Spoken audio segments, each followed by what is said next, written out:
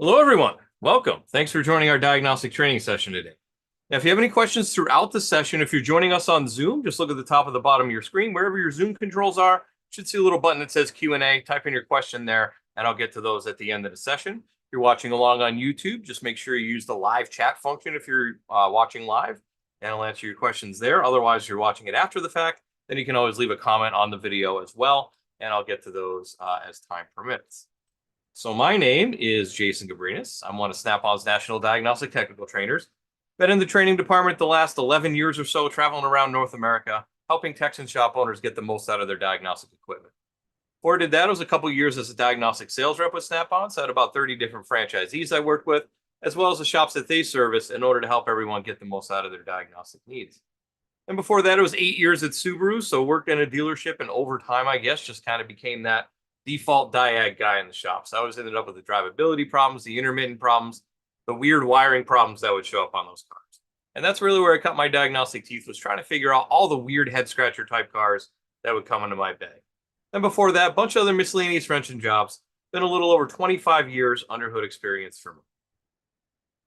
So our topic today, we are continuing our OEM specific training series that we started at the beginning of this year. We go through 3 different makes a quarter, one domestic, one Asian, one European make. So today we are talking about General Motors kind of as a whole. So they share a lot of components, a lot of engines, a lot of platforms are shared across. So kind of lumping them all together, it didn't really make sense to split out Chevy and Cadillac and so on and so forth. So since they share so much commonality with them, that's just kind of lump them together.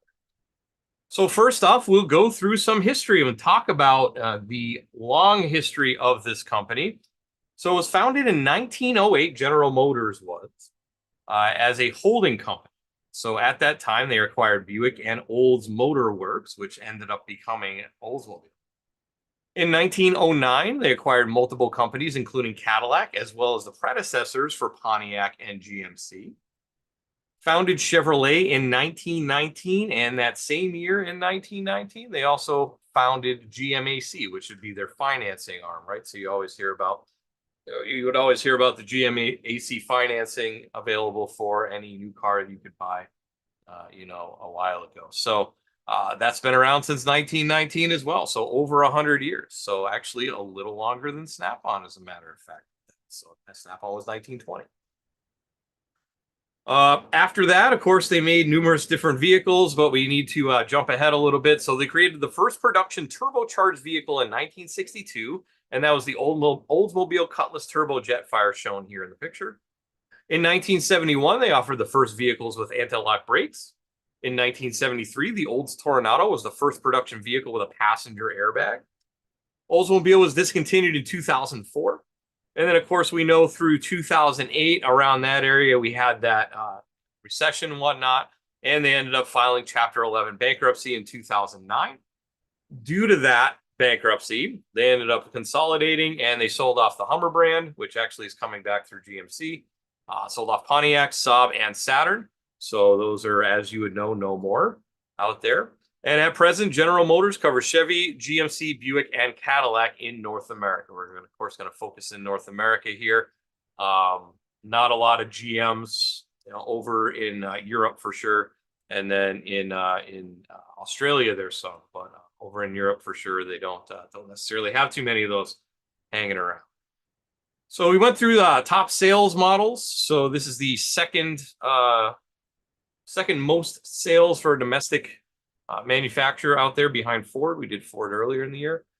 So 2013 to 2023, all encompassing. And I plugged in Chevy, GMC, Cadillac, and Buick to see, kind of where everything fell. So you got top, which should be of no surprise if you've been paying attention on the roads out there. Chevy Silverado, almost 6 million units sold. If you want to combine that with its sister truck, the Sierra, we got almost 2.5 million of the GMC Sierra. So number one by a large margin, Silverado, then the Equinox, and then so on and so forth, down to even like the GMC Terrain and the Acadia, and then the Colorado, their small pickup there. So definitely a decent range, almost 20 million vehicles sold in that 10-year span. So that's averaging 2 million a year about, give or take. So definitely solid sales numbers there.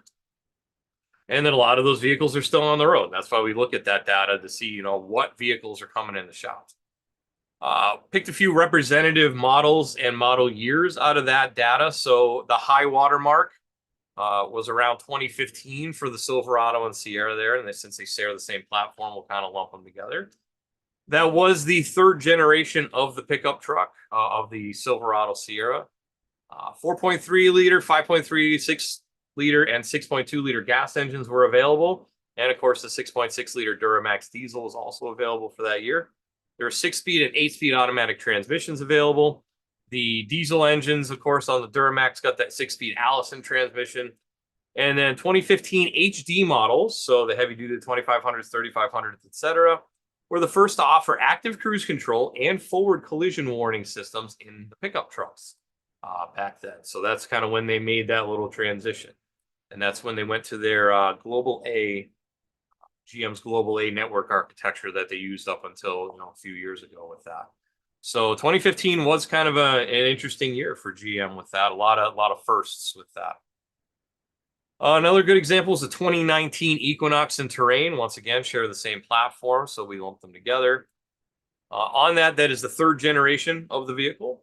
1.5 liter engine, 2.0 liter engine gas. There was also a 1.6 liter diesel engine offered in that year as well. 6-speed and 9-speed automatic transmissions were offered. This was the last year that the diesel engine was offered. They just kind of went away from that. Kind of over here in the States, there's not a lot of diesel engines out there.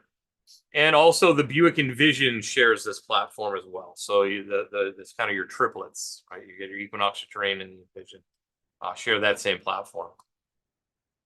16 Malibu is another good representation of the third highest selling model.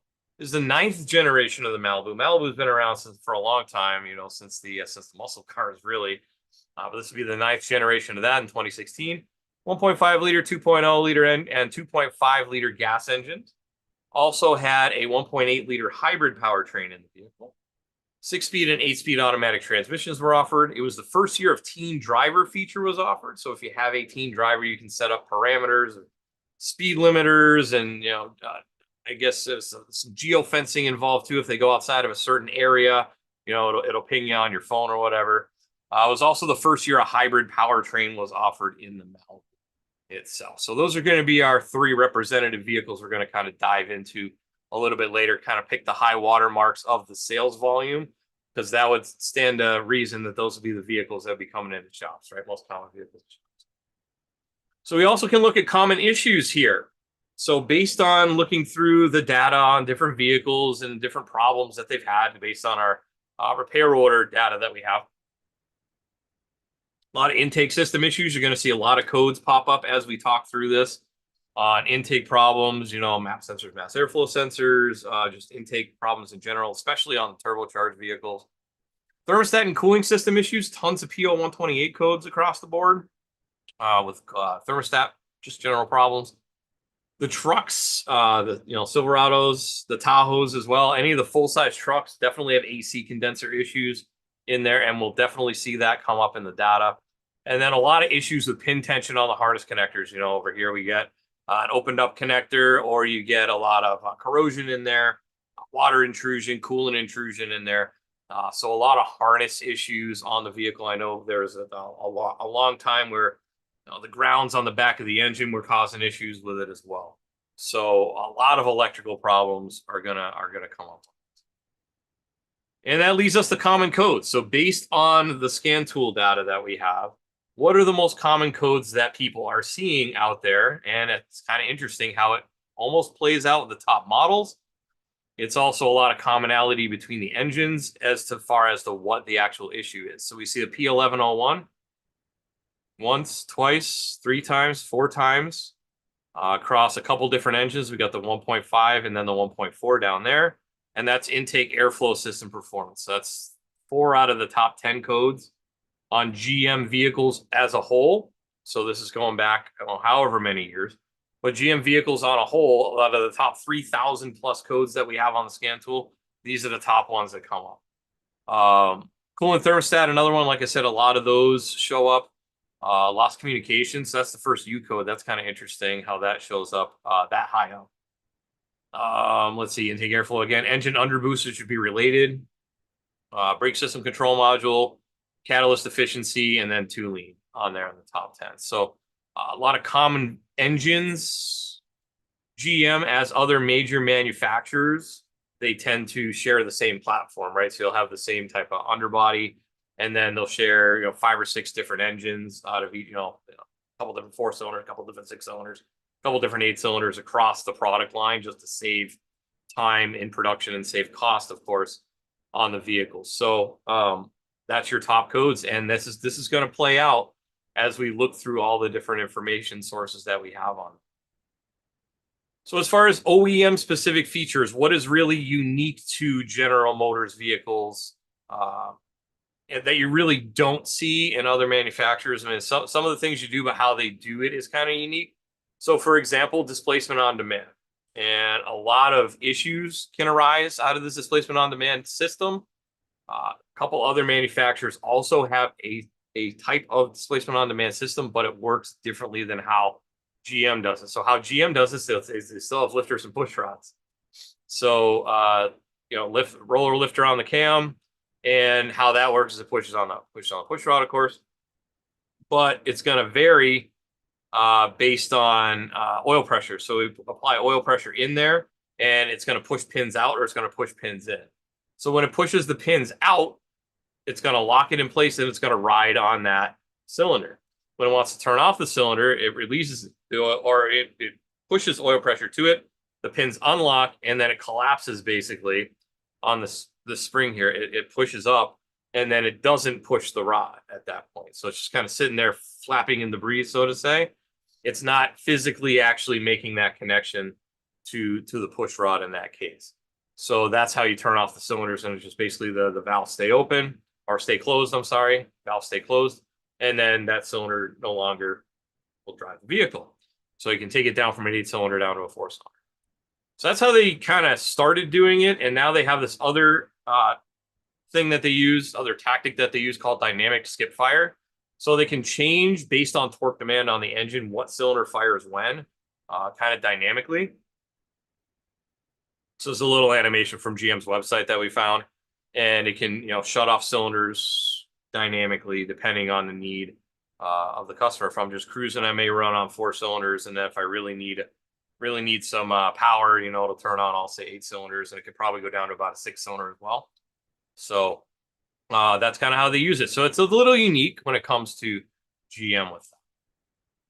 Another thing that I have found in my travels and research and whatnot is, and it's not necessarily 100% unique to GM that they have this, but how they do it and how you have to relearn it is unique. So on these vehicles, on a lot of the newer GM vehicles, it's going to have a brake pedal position sensor. So it's not a classic brake light switch like you'd be used to on an older vehicle. It's an actual position sensor. So it actually almost looks like a early version of like a throttle position sensor, where it's got the little arm on there, and it sweeps back and forth. So it has 2 position sensors which send signal voltage to the engine control module and the body control module. The main purpose of it is to alert other drivers behind the vehicle that the vehicle is braking and slowing down, so it turns on the brake lights. Also, as the modules that receive the brake pedal position sensor analog signals are in communication with other system modules throughout. So it's going to use it to know, where is my brake pedal in space? Is it full on? Is it halfway? Where is it? And then down here under tech notes, this is the important part. Brake pedal position sensor calibration is performed after the brake pedal position sensor, BCM, or ECM are serviced. Brake pedal position sensor signal in the BCM data display should be less than 1/10 of a volt. If not, perform a calibration procedure. Main purpose of the calibration is to set the home value of the brake pedal position sensor at rest with the foot off the brake pedal. So basically, you just leave it off. Here's where 0 is, and then it zeroes it out.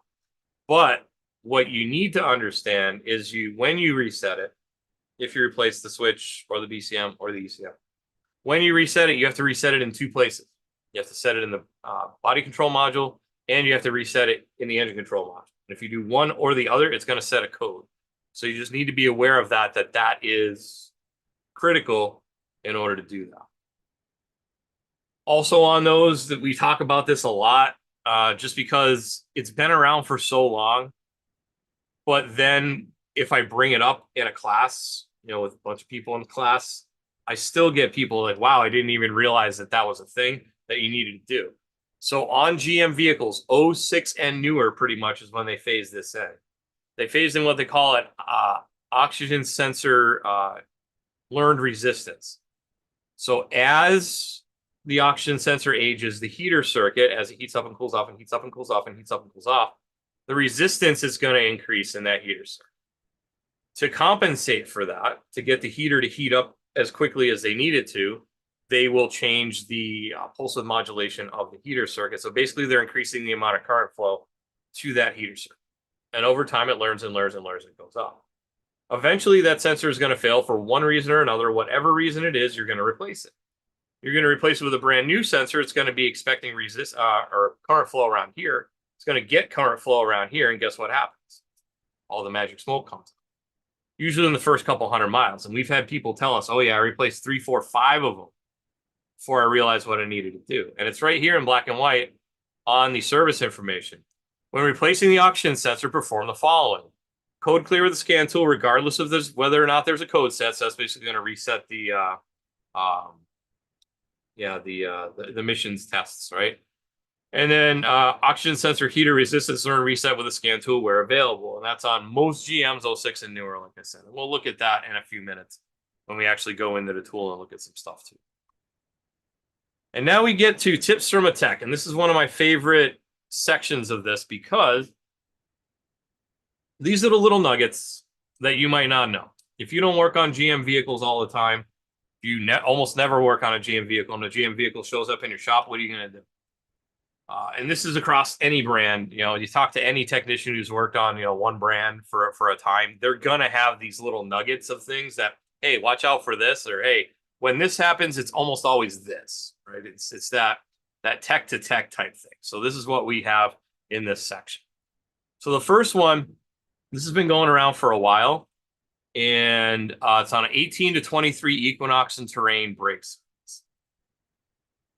So service park brake message, and then it comes up with a CO 561 code. Park brake will not learn after rear brake service.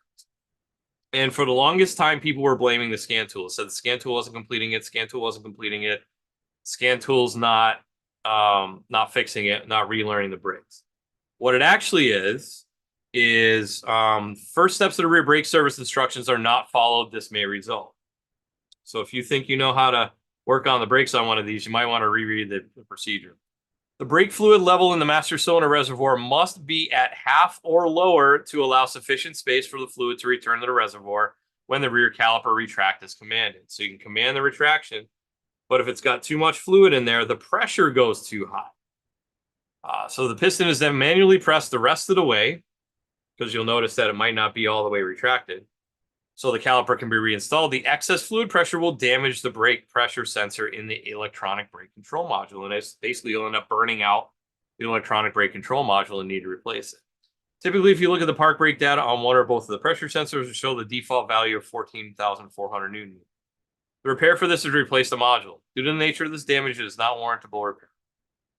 So if you're doing brakes on these, rear brakes, make sure that there's half or less fluid in the master cylinder. Otherwise, you might end up buying a electronic brake control module. So I think that right there is worth the cost of admission to this class right there. If you didn't know that, that's worth it right there, just for that one little nugget.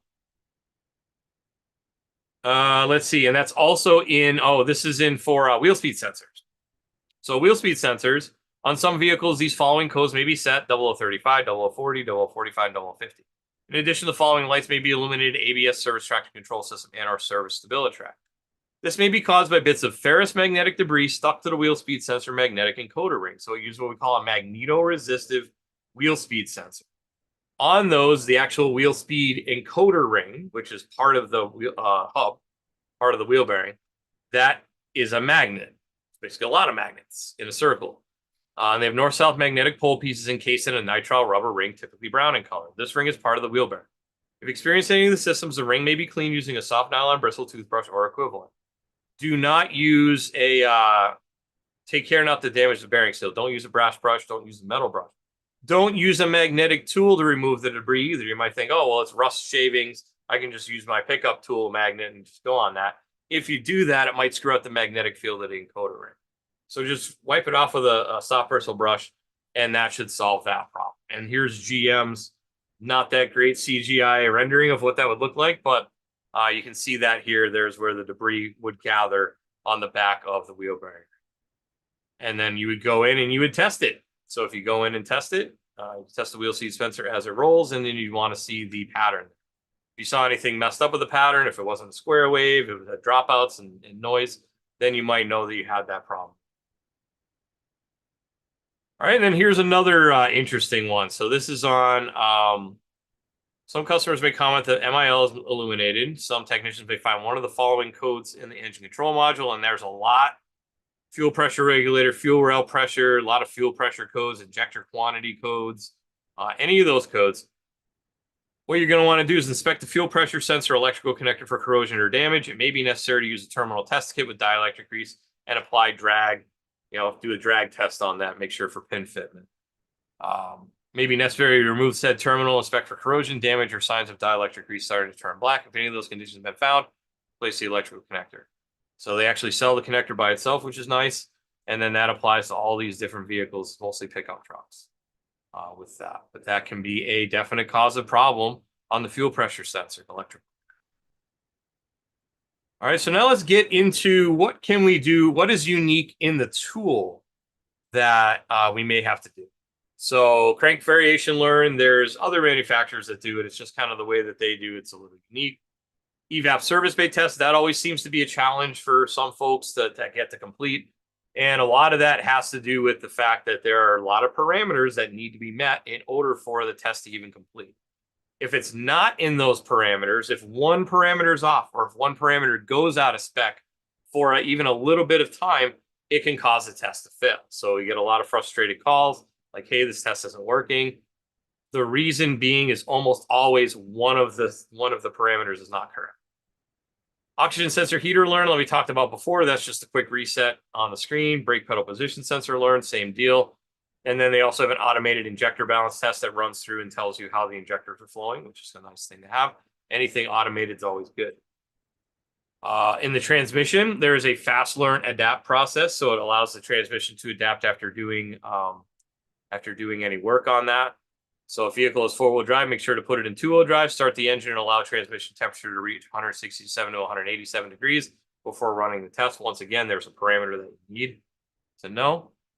And then some other tests that are in there. The automated brake bleed is in there for the ABS system, which is nice. And then the rear caliper piston retract and extend. Like we said, on the Equinox for sure, make sure it is half or less on the brake fluid with that. Other manufacturers have that as well, but you just need to be aware that you could break something if you're not doing it correctly. So make sure you read the instructions on the screen. All right, let's go live on the tool. And I see I got a few questions coming through. We'll get to those after this section here, and we'll do our best to answer your questions. So the first one I want to go into is the 15 Silverado. That was one of our example vehicles, right? We're going to go through our 3 examples. Let's go into Scanner real quick. Like I said, there's a lot of commonality between the vehicles, so we're going to see the same tests in each vehicle pretty much by and large. But if we go into engine, for example, we'll see, you get your codes, data, functional tests.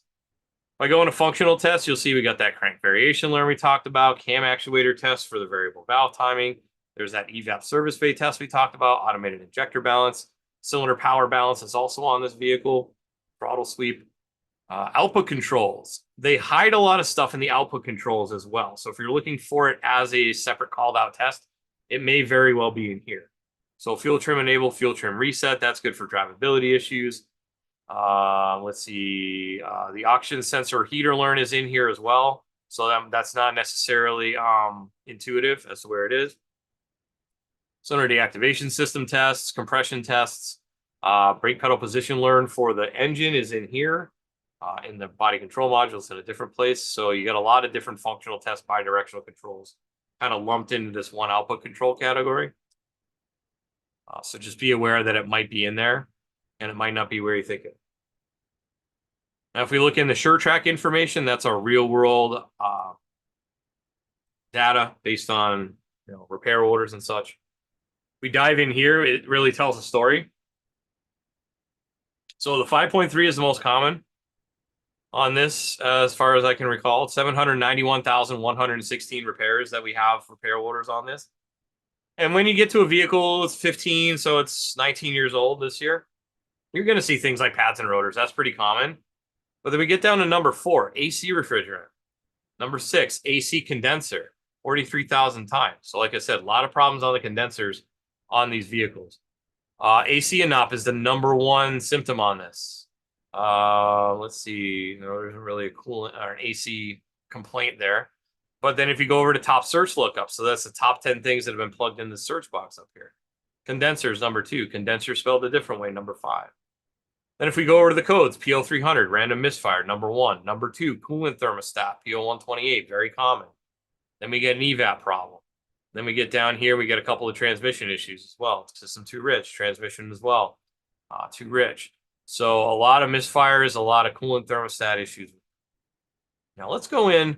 I just want to check real quick on the condenser, see if there's actually a TSB on that. Not sure if there is. Nope, no TSBs on that. So I know I actually saw a video just pop up on my YouTube feed a couple days ago. Somebody was talking about, here's where it is, it's right there. And usually they have a pretty high failure point at that one point. So we can use that data and go through that data and see, what all is failing on these vehicles. I like to go in here, even if it's a vehicle that I haven't worked on a lot, and see if there is a common problem in that before I go to work on. Let's just flip it to a different engine just to see how it kind of might vary, because it is down to the engine level. So let's go like the 4.3. That's probably less common, I would suspect. Yeah, 132,000 repairs. But once again, coolant thermostat number 1, misfire number 2. AC refrigerant there. AC inop there, because it's going to share the same condenser, right? Basically on the engine, it's going to share the same AC system. Let's go to the 6.2 as well. Do an LTZ. 52,000 repairs. So that's the least common engine of that year. 700,000 is definitely the 5.3. That's definitely the highest. But once again, AC, misfire, thermostat there. So a lot of commonality across, even if they're different engines, there's still a lot of commonality. All right, next one we'll do the Equinox. And in this case, we're going to look in the engine again, and we can see functional tests. Same type of functional test, crank variation learn, cam actuators, evap service bay tests. So a lot of commonality between them, even across engines. They use a lot of the same logic with it. If I back up and go to a good example of where you'll find the relearn for the brake pedal position sensor, instead of having to dig through the engine and then find it in the body control, which is going to be down here as well. If you have one of our tools with the quick menu for the service resets and relearns, you can actually go in there, and if I went down to brakes, you can see replace relearn brake pedal position sensor right there. It's going to go in. I go to functional resets. They have to tell it what kind of body control module it has. And there's the one for the body control module. There's the one for the engine. I can just go in there simply. Continue, hit learn. Done. Go into the engine. Hit learn. Done. Saves me a ton of time from having to go back and forth through a bunch of different menus and try and find it on the screen. It's going to have it on that quick menu there. So that's going to be on the Follow Triton, Zeus, and Verisedge tools. That quick menu. If we go on a SureTrack, just pull up an LT, I guess. It's going to give us the same type of information. So in this case, the 1.5 liter engine was the most common engine on this vehicle, 80,000 repairs, pads and rotors. Tire pressure monitoring system seems kind of high, valve stem, valve, tire pressure sensor. So it seems like a fair number of failures on that. Also, AC refrigerant is a little high. TPMS light on number 3. If we go over here, number 1 problem is the misfire. And then we get that 1101, which is that airflow problem that we saw as one of the higher codes there. Turbocharger, supercharger, misfire, oxygen sensor, crank position. So that's going to be with like the variable valve timing system. And we can see in there, rotors, cabin air filters usually pretty high too, because a lot of people want to find out where it is and how do I change it. So the first 3 are based on data. The last one is based on people actually using the tool and going in and punching that information in. So we can see that play out in the information. Lastly, we're going to go with the Malibu. So that's going to have a lot of the same engine and transmission stuff as well. Quick learns in there. But if we go into the 1.5 liter engine again, which again shares that kind of with the Equinox, has and rotors, throttle body, that seems kind of high. Tire pressure monitoring system's kind of high, if you'd ask me. AC and op. 1101, there's that airflow code number 1 by a large margin. It's more than double what number 2 is. Throttle position sensor, that seems kind of high too. Random misfire cam positions, those are going to be your VVT systems. Brake boosters, right? Cam position sensor again. So you find a lot of commonality between the engines, between the different platforms, between the different things you're going to see in those systems. So that is, in a nutshell, GM, because that's my time. So hopefully we picked a few little nuggets out of that, a few little tips and tricks. Let's talk about what we're going to talk about next week.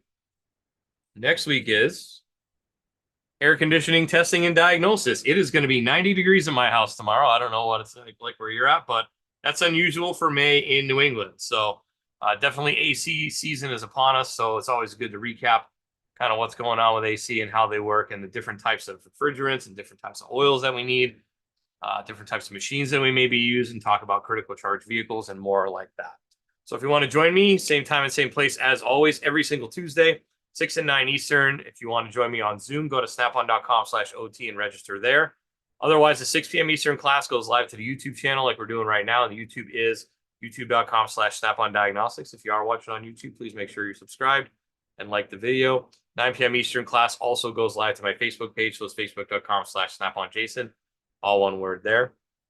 And if you want to see any of the other episodes in this series, we have 89 different episodes for your viewing pleasure on for free on the YouTube channel. There is a playlist for live training. So if you just go in there, I think there's about 100 episodes in there because I've done other stuff, not necessarily in this series, but there is stuff there. You scan that QR code with your phone, it'll bring you right to the page and subscribe you automatically. So that's very helpful there. Otherwise, you can subscribe youtube.com/Snap-on Diagnostics, like I said.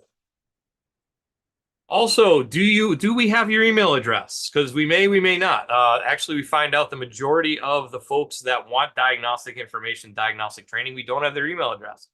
And what we do is from time to time, we're not going to spam you with a ton of stuff, but we'll give you good value content like technical focus articles, talk about some quick tips, new product releases, things of that nature. So if you want to keep up with your Snap-on diagnostic tool knowledge, here's an example of a technical focus article talking about a timing chain that's a little stretched on an Audi A4, right? So if you scan that QR code, that will bring you to a form where you can manually enter your email address, and then from then on, you'll be able to get our technical focus emails delivered to your inbox. It's usually maybe a couple months. It's not like it's every day.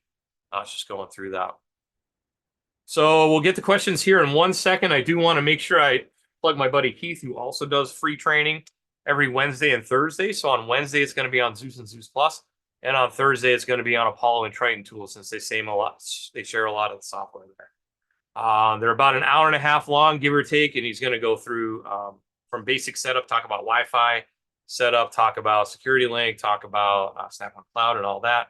Then he goes through code to completion on the tool, goes through a lot of the buttonology, a lot of process from code to completion on Fast Track Intelligent Diagnostics as well. That's the first hour. Then he takes about a 5-minute break and he goes through guided component tests, scope functions, meter functions on the tool as well. So that's about another 45 minutes on the back half. So it's every Wednesday and Thursday, like I said, 7:30 Eastern, 6:30 Central. Go to snapon.com/OT to register for that. That is Zoom only. It's kind of designed to have the tool in front of you, functioning through while watching him on the screen do his tool. And then you can just follow along through that with the built-in demo vehicle and learn a little bit more about your tool. So if you're interested in that, definitely go sign up. All right. So with that, let's get to questions. I think I got a few here. John Broham, which I think I'm pronouncing that right. That's how we would always pronounce the Fleetwood Broham Cadillac, right? So good, appropriate name for this class. But he says, I've heard rumors they're bringing Pontiac back, but under Buick. Any truth to that? I haven't heard that yet. Who's to say? I mean, they're bringing back Hummer under GMC, right? So it's not its own brand. It's a GMC Hummer. That's the electric Hummer that's coming out. So I wouldn't put it past them. I can take a look and kind of see See if they if there's any truth to that. I haven't personally heard anything, but I wouldn't put it past them for sure. Let's see. Clay asks, is the dynamic fuel management a bad idea in your opinion? Seeing these engines get rebuilt a lot in the shop. I guess if it's not managed properly with the vehicle, and I suppose if it had some sort of issue with the vehicle, fuel delivery problem or misfire or something like that, it could definitely cause quite a bit of damage with that. So I know there's a lot of problems with them. And I know there was also a lot of problems with the lifters as well, failing and oil pressure failing. So, it could be, I don't know whether or not I'd say it's necessarily a good idea or a bad idea, because a lot of manufacturers are going from the V8s down to like turbocharged V6s and stuff. So everybody's got their own little solution for it. And if there is a high failure rate, I'd say it's probably not the best idea. So thanks for that. Let's see.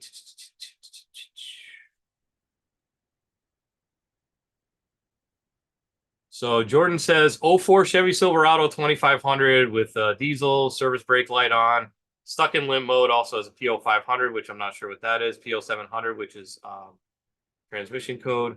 Change sensors have changed TCM, replaced ground, still can't get this thing figured out.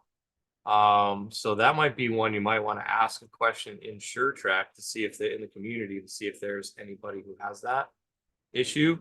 Also, would be good to check in if you have access to SureTrack information, see what others have done in that situation. I haven't seen that in my travels, but maybe somebody else has. So good question. John also says, has a subscription to Triton D10. Does that give me the ShopKey Pro? It does not give you ShopKey Pro, but the information that I was showing you on the screen, that's the SureTrack information, the top 10 lists and all that, you do have access to. So that has changed recently in how you access that. It used to be a 6-month code you would get every time you do a software update, and you'd have to plug in the code in your Snap-on profile. Now all you need to do, we made it super easy with the last software update. So all you need to do is make sure your tool is up to date and it's loaded into your Snap-on profile, which it probably is, because you need to load it into the profile to get Snap-on Cloud information or service.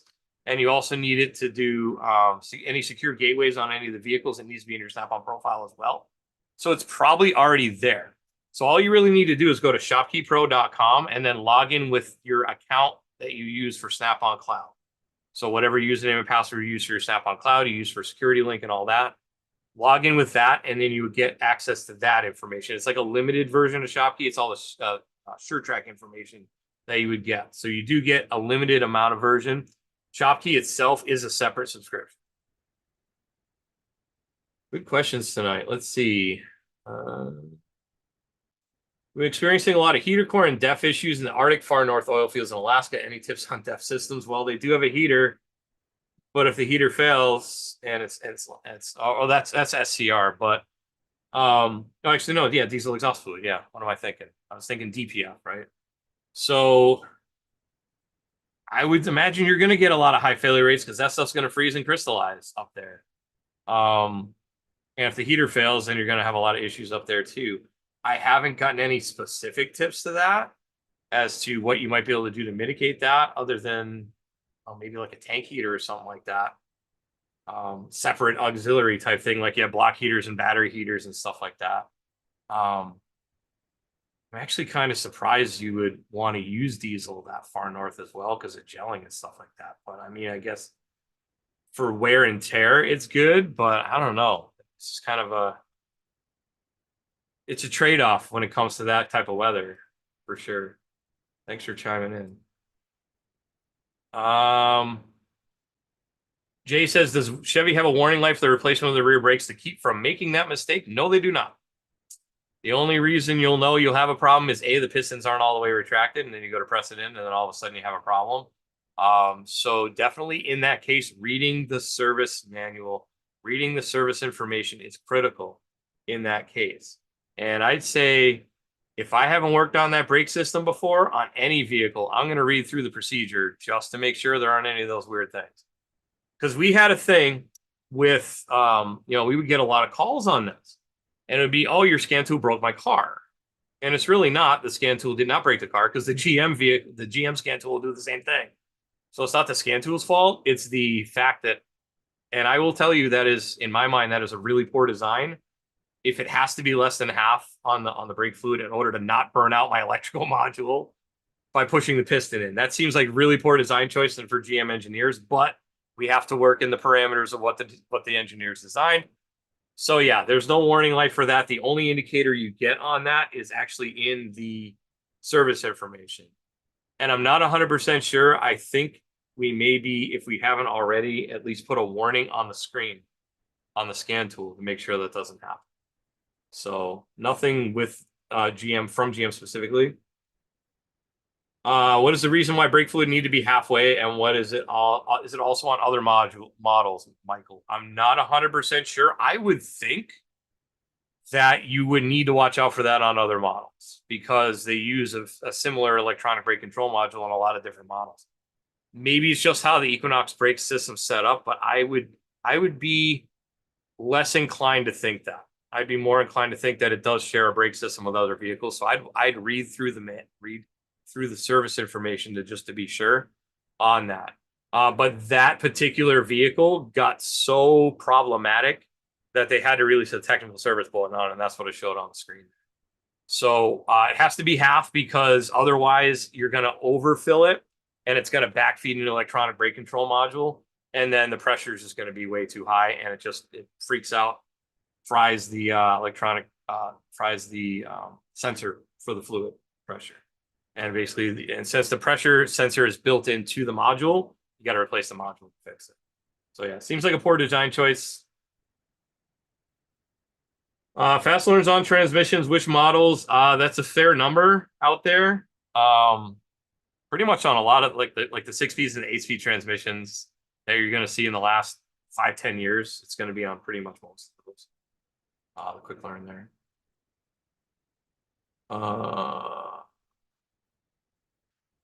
So Levon asks, this is a really good question, and I don't have a 100% answer to it, but I can tell you. Any word on GEF for GM? So we would call it a GPF, actually, gasoline particulate filter, but gasoline exhaust fluid, basically, is equating it to diesel. On GM, I know the Ford has started with gas exhaust fluid on one of their SUVs, so this is becoming more prevalent over in the States. We've seen it over in Europe for a few years now, at least, especially like Mercedes has a fair number of them. Porsche has a few of them out there as well.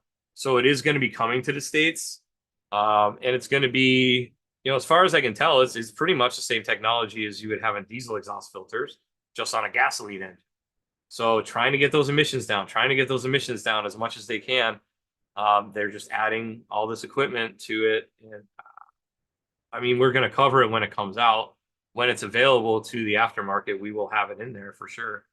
Because, like I said, it's not much of a stretch from gasoline particulate filter to a diesel particulate filter. It's just different particulates. I've been talking about. And then Alan said, when removing master cylinder cap beforehand, avoid that possible issue for as far as brake fluid level causing damage. I don't think so, because I believe the way that it's plumbed, it's going to go there first before it goes to the master cylinder. So it's going to detect the pressure before that. So I would think not going to do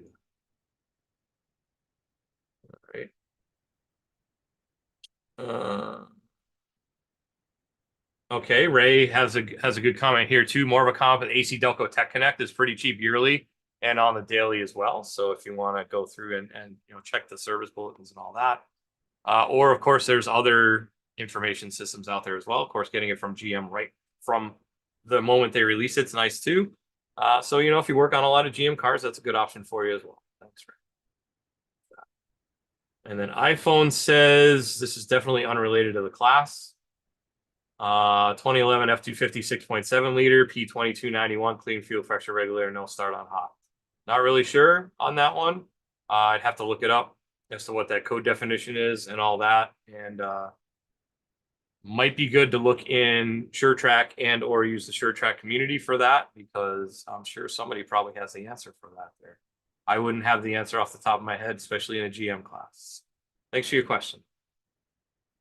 All right. And then on YouTube, we got Lobo checking in saying hi. Welcome. Thanks for joining us as always. James Nelson says a little bit late, but that's okay. You can always rewind it. Anthony Nofi with the dad jokes. Great GM information tonight. Thanks for the Equinox brake service nugget. That was gold. Yuck, yuck. Always good for the dad jokes there, Anthony. And JLE Lobo says thanks for all the information. So with that, thank you all. Appreciate that. And we had a banner night on Zoom here. Look, we had over 100 folks in here on YouTube. So that was on YouTube on Zoom. So that was great. A lot of great questions too. Thank you for that. So with that, thank you. Thank you very much for hanging out with me. Hopefully learned a little bit more about GM. Hopefully we'll join you next week for air conditioning. We always try to put out, or we always put out something every Tuesday, whether it's live or pre-recorded, but you will always be able to get a class every single Tuesday for free, 6 and 9 p.m. Eastern time. With that, enjoy the rest of your week. If you're in the United States watching, enjoy your long weekend this weekend. It's Memorial Day weekend. So the unofficial start of summer for us over here in the States. So with that, enjoy the rest of your week. Enjoy your weekend. Have a good night and take care.